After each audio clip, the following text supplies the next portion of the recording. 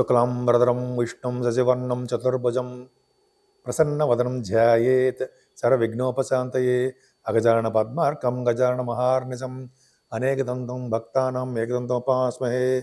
ఓం గం గణపతయే నమః. ఓం శ్రీమాత్రే నమః. ఓం శ్రీ గురుభ్యోం నమః.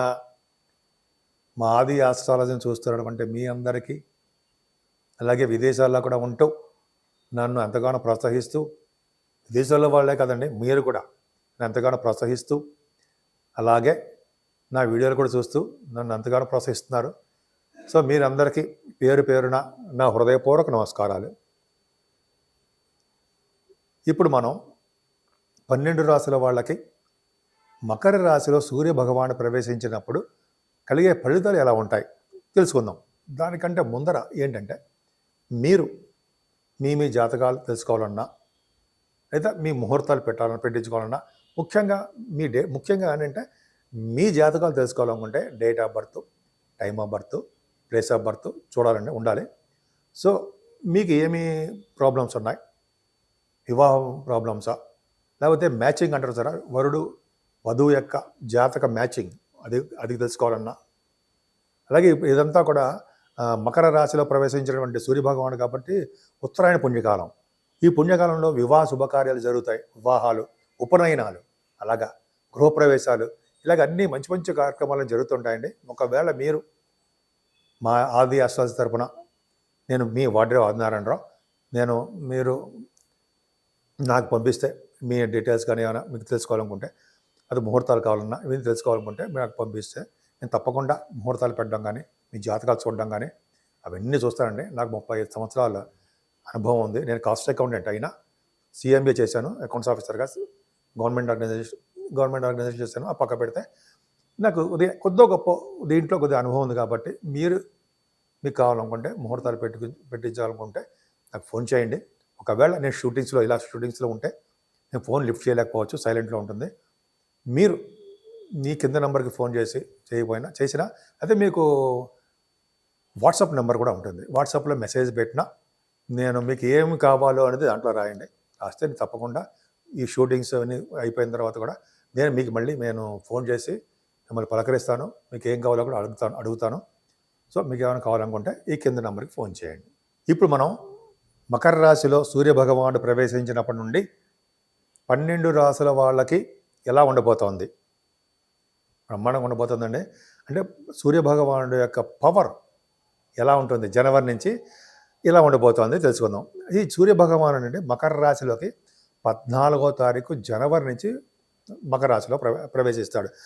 12వ తారీఖు ఫిబ్రవరి వరకు కూడా మకర రాశిలోనే ఉంటాడు ఆయన.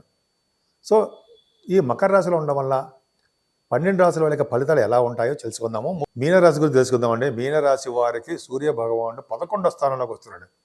ఎంత అదృష్టం అండి! 11వ భావంలో 3, 6, 11 స్థానంలో యోగిస్తాడు అనుకుంటాం కదా. 11వ భావంలో సూర్యభగవానుడు మకర రాశిలోకి ప్రవేశం అంటే 14 జనవరి 2025 సంవత్సరంలో మకర సంక్రమణము అంటాం. మకర రాశిలోకి ప్రవేశించడాన్నే సంక్రమణము అంటాం. అంటే దీని ఉత్తరాయణ పుణ్యకాలం అని కూడా అంటాం. ఉత్తరాయణ పుణ్యకాలంలోనే సూర్యభగవానుడు మీకు రావడం వల్ల ఏం ఫలితాలు ఉంటాయి? బహుధనవాన్, అలాగే దృఢచిత్త, విఖ్యాత, శత్రుబాహుళ్యవాన్, దృఢగాత్ర, న్యాయార్జిత ధన. అంటే మీకు రవి 11వ భావంలో ఉండడం వలన చాలా డబ్బులు కలవారుగా ఉంటారు.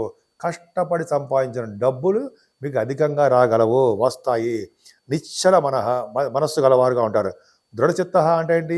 నిశ్చలమైన మనస్సు, చిత్తము అంటే మంచి దృఢమైన చిత్తము కలవారంటే నిశ్చలమైన మనస్సు కలవారుగా ఉంటారు, ప్రసిద్ధుడుగా ఉంటారు. శత్రువుల గురించి చెప్పాం కదా. శత్రువులు, విరోధులు ఎక్కువగా గలవారుగా ఉంటారు. మీరు బలమైన శరీరం గలవారుగా ఉంటారు. అంతేకాదండి, న్యాయంగా ధనమార్జించేవారుగాను, తన అన్నలకు మేలు చేసేవారుగా, దృఢగాత్ర, మంచి గాత్రం అండి.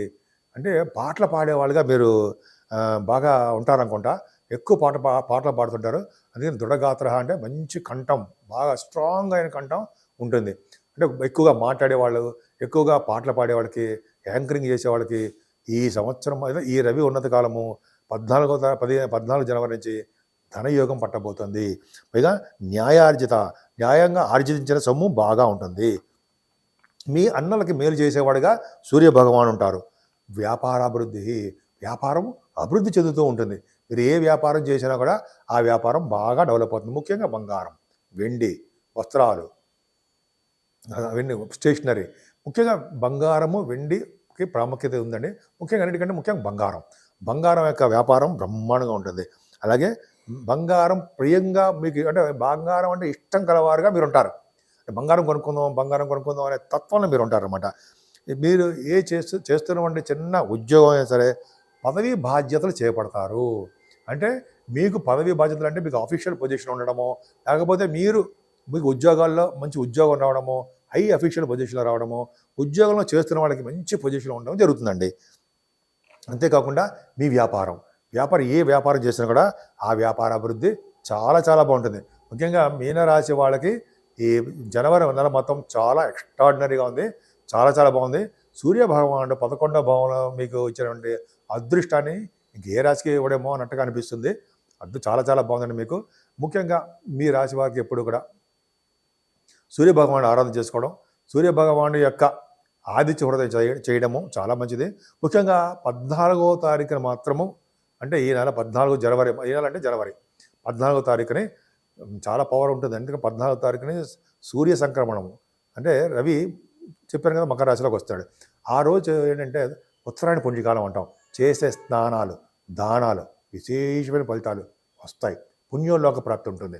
సో అంటే ఈ విధంగా ముఖ్యంగా ఆ రోజు పొద్దున్నే తెల్లవారుజామున లేచి అంటే గంగానది స్నానం కానీ, సరయు, యమున, త్రివేణి సంగమంలో అద్భుతంగా లక్షల మంది స్నానం చేస్తుంటారు కదండి. ఆ రోజు పుణ్యప్రదం కదా, 3 నదులు కలయిక కదా అక్కడ. అంటే గంగా, యమున, సరస్వతి నదులు కలయిక.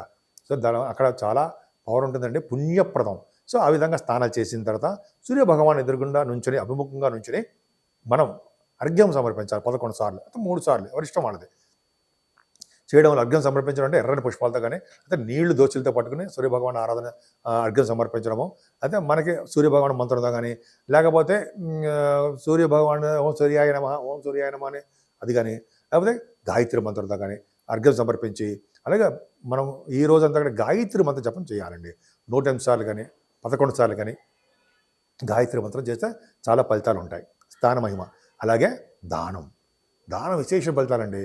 మీకు 6వ ఇంటి వాడు అయ్యాడు అంటే చాలా మంచివాడు అనమాట. 6వ ఇంటి వాడు పవర్. మీ సూర్యభగవాన్ని చాలా మంచివాడు.